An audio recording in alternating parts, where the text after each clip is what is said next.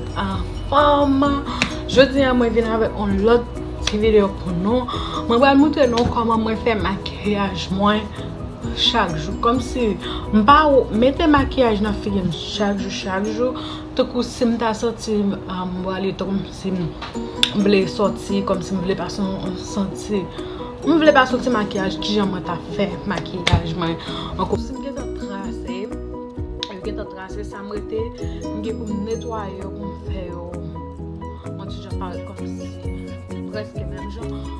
Je fais tracer, je vais nettoyer. Restez branchés, regardez la vidéo jusqu'à